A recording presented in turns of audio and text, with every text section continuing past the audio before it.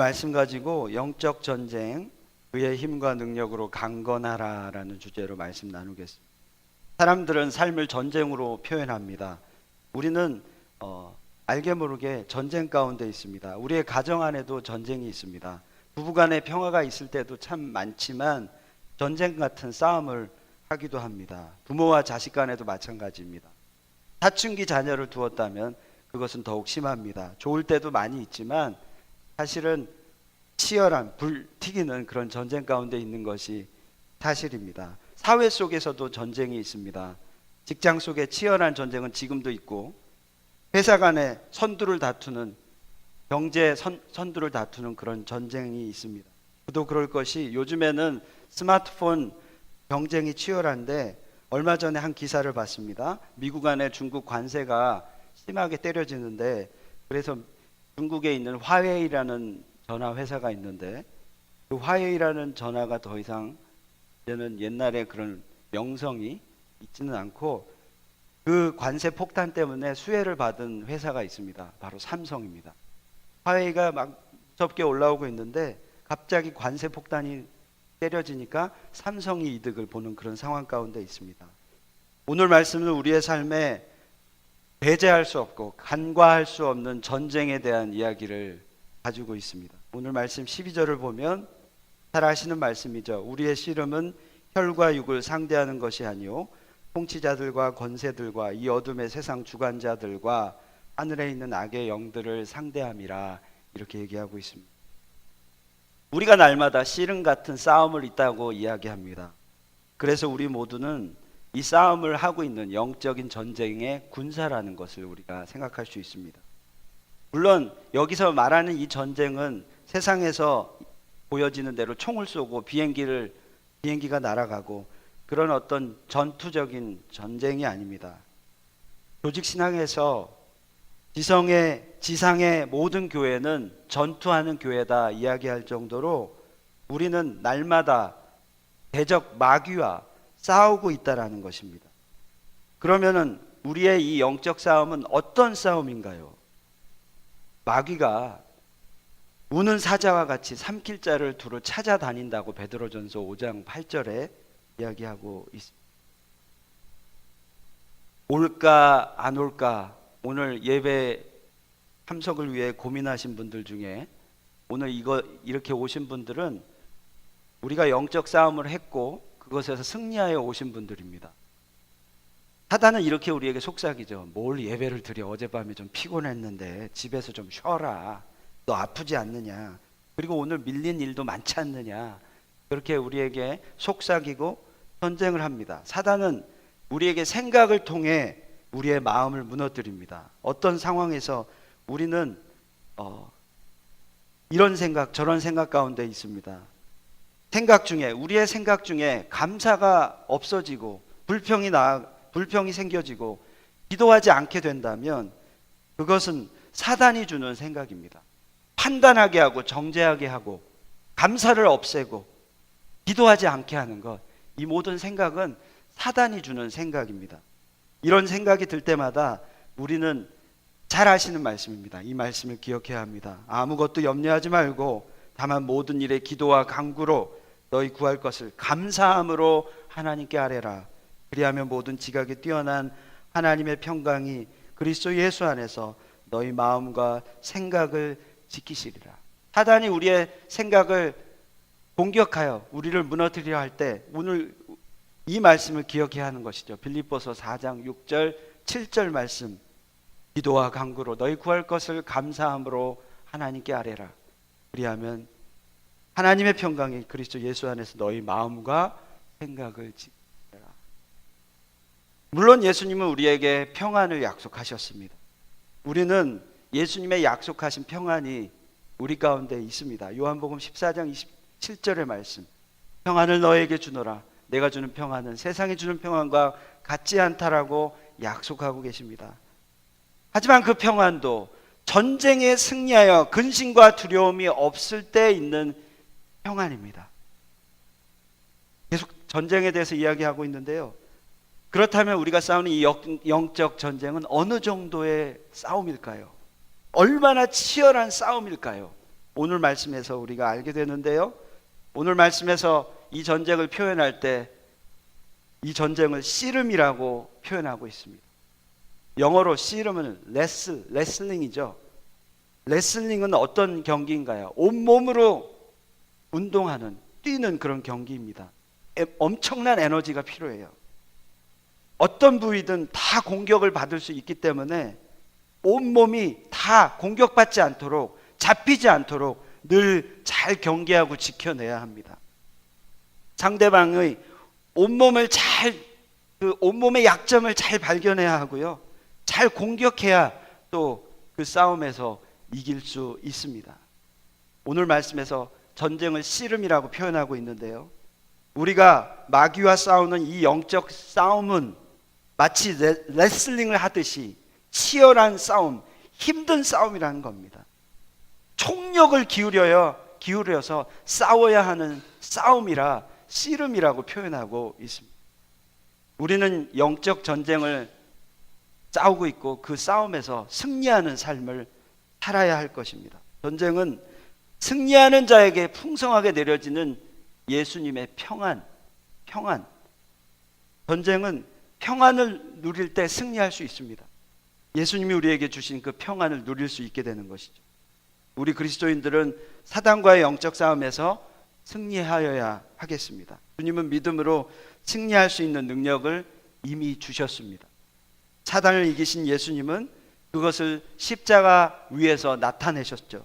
주님께서 모든 성도들이 이 싸움에서 승리하고 기쁨의 개성가를 부르도록 그렇게 우리를 인도하고 계십니다. 저와 여러분 모두가 이 영적 싸움에서 승리하는 그 승리의 기쁨을 누리기를 간절히 소망합니다. 이 전쟁에서 승리하려면 저절로 승리가 이루어지지 않습니다. 지금까지 말씀드린 대로 최상의 준비가 필요합니다. 우리는 이 영적 전쟁에서 승리하는 싸움, 그 방법을 알아야 하는데요. 어떻게 승리할 수 있을까요? 그 방법을 오늘부터 시작해서 3주간 오늘 에베소서 6장 말씀을 중심으로 한번 살펴보도록 하겠습니다. 오늘 첫 번째 주로 가장 먼저 우리가 승리하는 전쟁을 싸우기 위해서는 오늘 말씀에도 나오는데요. 주님 안에서 그의 힘과 능력으로 강건해야 합니다. 주님 안에서 그의 힘과 능력으로 강건해야 합니다. 10절 말씀, 성경을 다시 보시겠습니다. 오늘 10절 말씀 같이 한번 읽어보겠습니다. 끝으로 너희가 주 안에서와 그의 힘의 능력으로 강건하여지고. 이 말씀은 무슨 뜻일까요? 이 말씀을 왜 하셨을까요? 내 힘과 내 능력으로 영적 싸움을 승리할 수 없다라는 겁니다. 마귀와 귀신을 이길 수 없습니다. 사단을 이기는 방법은 사단을 이기신 주님을 앞장 세울 때 이길 수 있는 것이죠. 사실 우리에게는 이 싸움을 승리할 수 있는 조금의 힘도 없습니다. 바울처럼 우리는 죄인 중에 괴수이고 이미 패배한 삶을 사는 그런 자들입니다. 그렇기에 이 전쟁에서 승리하기 위해서 먼저 우리가 주님의 힘을 통하여 능력 있는 강건한 크리스찬이 되어야 한다는 것이죠. 우리는 싸움에서 승리하게 하시는 주님이 필요합니다. 다른 어떤 힘이 아니라 주님 없이는 안 됩니다. 무엇보다 예수님이 이 땅에 오신 이유가 이 싸움에서 승리케 하시기 위해서 이 땅에 오셨습니다. 요한일서 3장 8절 후반부에 보면 예수님이 이 땅에 오신 이유를 말씀하시는데 이렇게 이야기하고 있습니다. 하나님의 아들이 나타나신 것은 마귀의 일을 멸하려 하심이라. 이렇게 이야기하고 있습니다. 이 땅에 예수님이 오심은 마귀의 일을 멸하려 하심이라. 누가복음 4장 18절에서 이렇게 예수님은 말씀하십니다. 나를 보내사 포로된 자에게 자유를, 눈먼 자에게 다시 보게 함을 전파하며 눌린 자를 자유롭게 하고. 이렇게 이 땅에 예수님이 오심은 마귀의 세력을 파하시고 승리케 하시기 위해서, 다시 보게 하고 눌린 자를 자유롭게 하기 위해서 주님께서는 이 땅에 오셨습니다. 그리고 십자가에 못 박히심으로 말미암아 죽으심으로 말미암아 그 승리를 이루셨습니다. 여러분 창세기 3장 16절에 보면 창세기 말씀인데도 예수님께서 이 땅에 오셔서 승리케 되심을 예언하고 있습니다. 아담과 하와가 범죄한 후에 하나님이 사단인 뱀에게 이렇게 말씀하고 있습니다. 내가 너로 여자와 원수가 되게 하고 내 후손도 여자의 후손과 원수가 되게 하리니 여자의 후손은 내 머리를 상하게 할 것이요 너는 그의 발꿈치를 상하게 할 것이니라 하시고, 창세기 3장 16절의 말씀, 아담과 하와가 범죄한 후에 하나님은 예수님을 이 땅에 보내실 것임을 약속하고 계십니다. 여기서 말하는 이 여자의 후손은 누구인가요? 바로 예수님이십니다. 마리아를 통해 이 땅에 오게 될 예수님. 그런데 그 예수님은요, 내 머리, 곧 사단의 머리를 상하게 할 것이요 너는 그의 발꿈치를 상하게 할 것이라, 이렇게 얘기하고 있습니다. 여자의 후손인 예수님이 사단의 머리를 상하게 한다라는 거예요. 머리를 상하게 한다라는 것은 사단을 끝장내겠다라는 말씀이시죠. 그런데 사단은요, 예수님의 기껏해야 발꿈치를 상하게 한다라는 겁니다. 이것을 통해 하나님은 이 땅에 사단의 모든 세력을 결박하실 것임을 선포하고 계십니다. 예수님께서 사단을 쫓는 사역을 하시는 이유는 사단의 나라가 물러갈 때 바로 하나님의 나라가 임하기 때문에 사역을 하고 계십니다. 사단이 역사하는 사람 속에는 하나님께서 찾아오실 수가 없습니다. 사단이 움직이는, 조종하는 사람에게는 하나님께서 찾아오실 수가 없습니다. 먼저 그 사람에게 사단이 쫓아 버려지는 그런 역사가 필요합니다. 이 세상에서 마귀를 이긴 분은 한 사람도 없습니다. 다만 오직 예수 그리스도, 그분께서 마귀를 이기셨습니다. 마귀를 이길 길은 그렇기 때문에 이미 승리하신 예수님을 의지하고 그 힘을 통하여 나아가는 방법밖에 없다라는 것이죠. 그래서 강건해지는 것이죠. 예수님은 요한복음 15장에서 포도나무 비유를 말씀하셨습니다. 주님 당신은 포도나무 본체이시고 우리는 가지라고 비유하십니다. 가지된 우리가 사는 길은 무엇인가요? 본체에 붙어 의지하는 것뿐입니다. 가지는 본체로부터 에너지를 공급받습니다. 모든 필요한 영양분을 공급받습니다. 아무리 튼튼한 가지일지라도 스스로 영양분을 만들 수는 없습니다. 포도나무 대신 예수님을 통하여서 붙어 있을 때 그때 영양분을 공급받을 수 있고 열매를 맺게 되는 것입니다. 본체에서 떨어지게 되면 어떻게 되나요? 그것은, 그 가지는 곧 썩어 죽게 될 것입니다. 우리가 이 마귀와 싸울 때에도 우리 주님으로부터 공급받는 힘이 필요합니다. 주님이 주시는 능력으로 마귀는 물러가게 될 것입니다. 위대한 종교 개혁자 마틴 루터, 사단의 공격으로 가장 힘들고 어려울 때, 종교 개혁을 일으킬 때 그는 찬송가 384장을 불렀습니다. 내 주는 강한 성이요 방패와 병기 되시, 큰 환난에서 우리를 구하여 내시리로다. 원수 마귀는 때도 힘을 써 모략과 권세로 무기를 삼으니 전하에 누가 당하랴. 이 찬양의 1절은 사단의 권세가 얼마나 큰지 그것을 표현하고 있는데, 2절의 가사는 이렇습니다. 내 힘만 의지할 때는 패할 수밖에 없도다.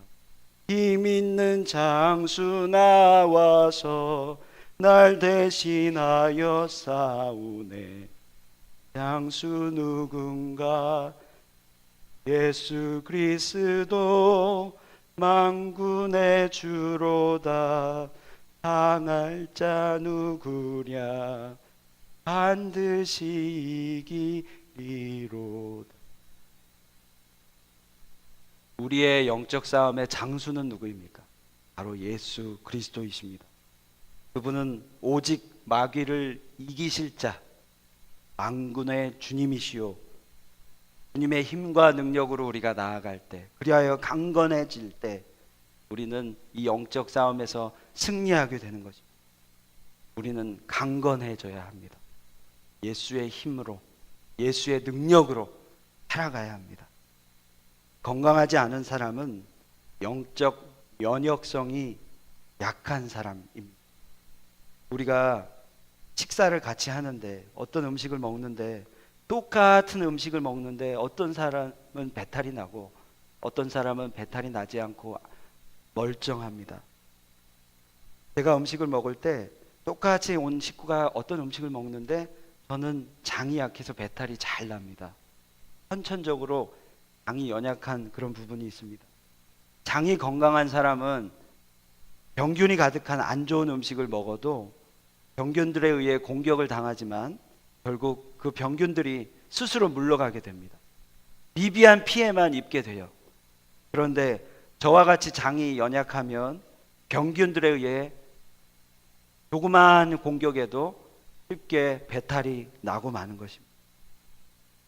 우리의 육체적 면역성이 이렇게 중요한데요. 마찬가지로 우리의 삶의 영적인 면역성은 너무나도 중요합니다. 그렇기 때문에 우리는 영적인 면역성을 키워야 하겠습니다. 이를 위해서 오늘 말씀처럼 주 안에서 그의 힘과 능력으로 강건하시기를 축복합니다. 많은 경우에 영적 건강을 저해하는 그런 요소가 있는데 그것 중에 하나가 과거에 우리가 받은 상처나 감정 이런 것들입니다. 이런 것을 심리학 전문 용어로 마음의 쓰레기라고 얘기하는데요. 쓰레기가 우리 삶에 쌓이면 거기에는 파리가 꼬이고 병균이 생기게 마련이죠. 우리의 마음에도 상처받은 감정 그냥 쌓이도록 허용하게 되면은 결국 마귀가 그 상처받은 감정을 통하여 우리를 조종하고 무너뜨리고 이용하게 되어 있습니다.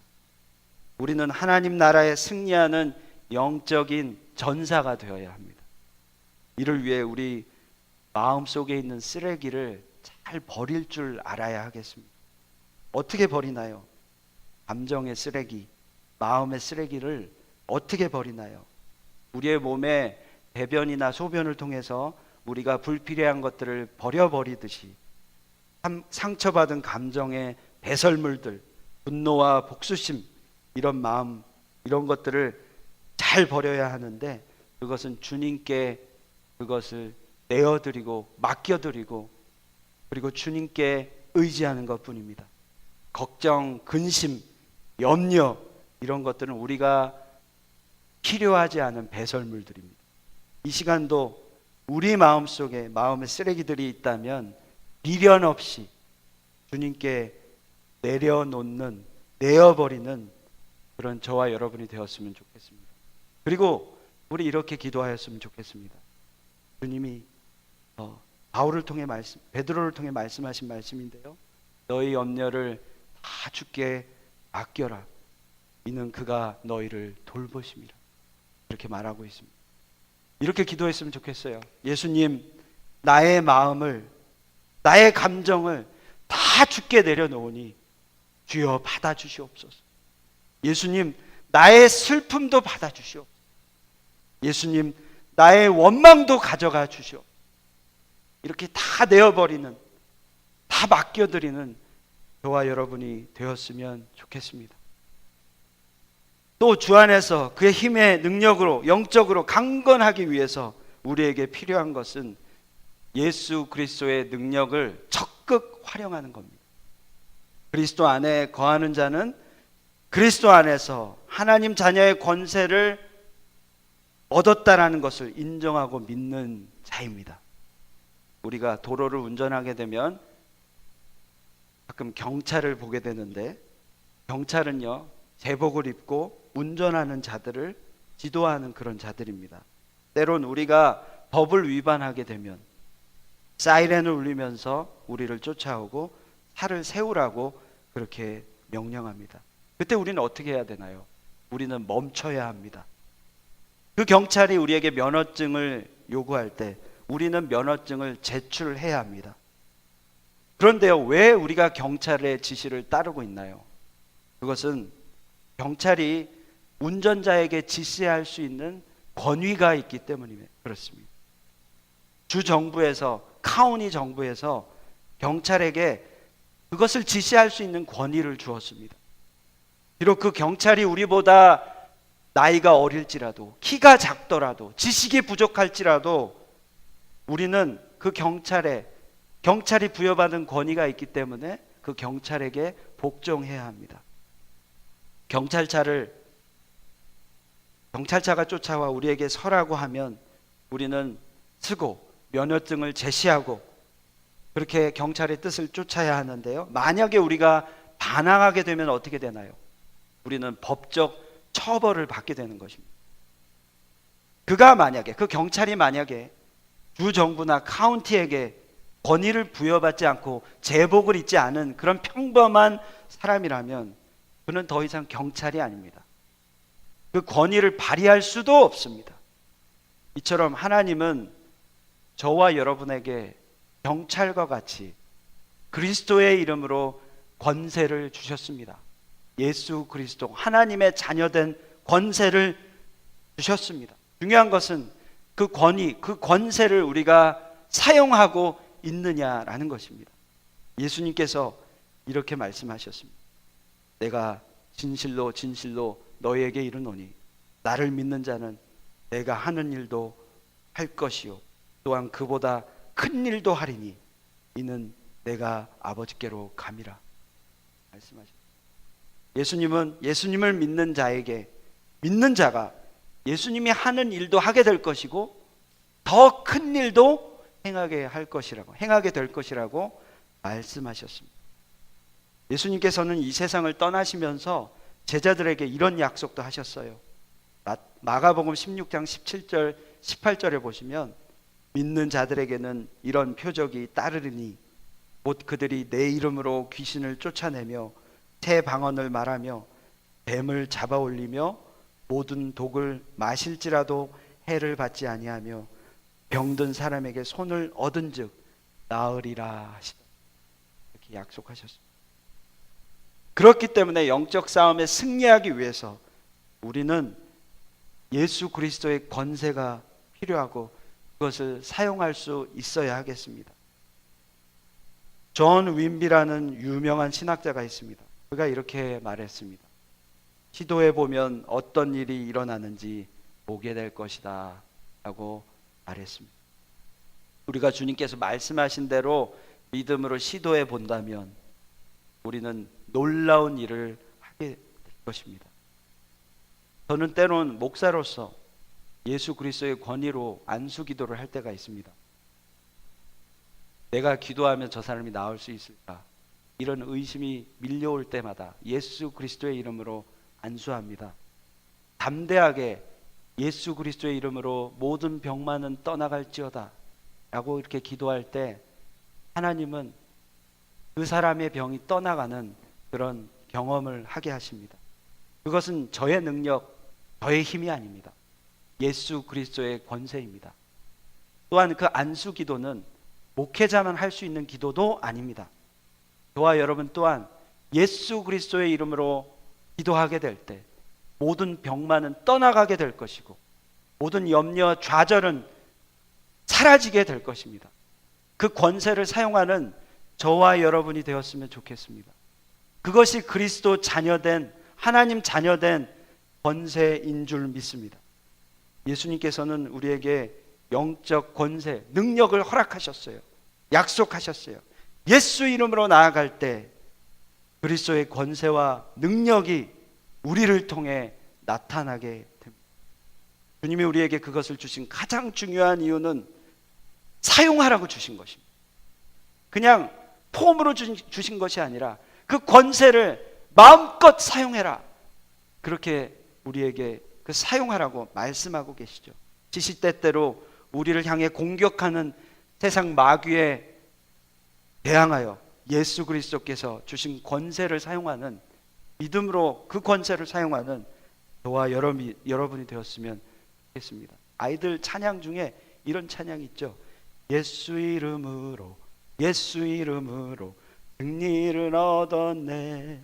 예수 이름으로 예수 이름으로 승리를 얻었네. 다음 가사가 어떤가요?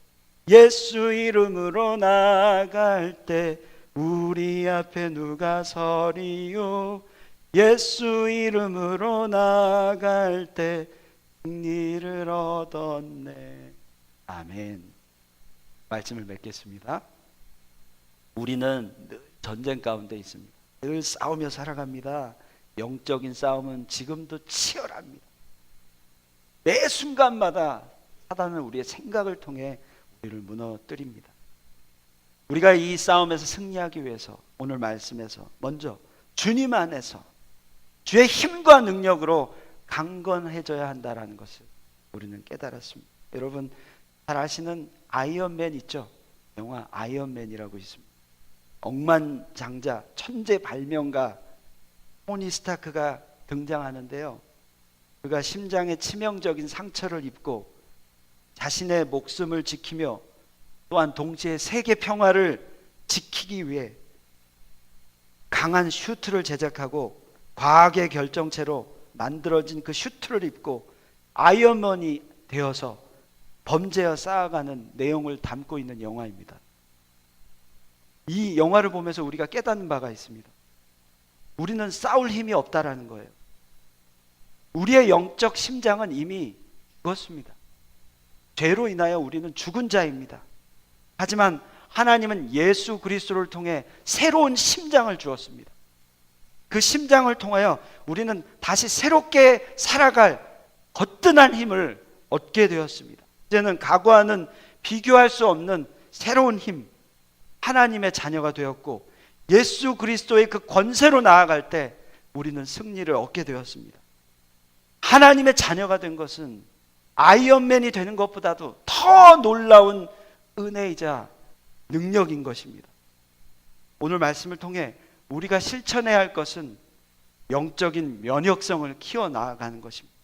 이를 위해서 우리의 과거에 묶여있는 우리의 상처나 감정 이런 것들을 다 주님께 내어드리고 배설하는 그런 믿음의 권속들 되기를 소망합니다. 또한 오늘 말씀 가운데 그리스도의 권세를 사용하는 저와 여러분이 되었으면 좋겠습니다. 어떠한 상황 가운데도 물러서지 아니하고 예수의 이름으로 기도하시고 선포하는 저와 여러분이 되기를 간절히 축복합니다.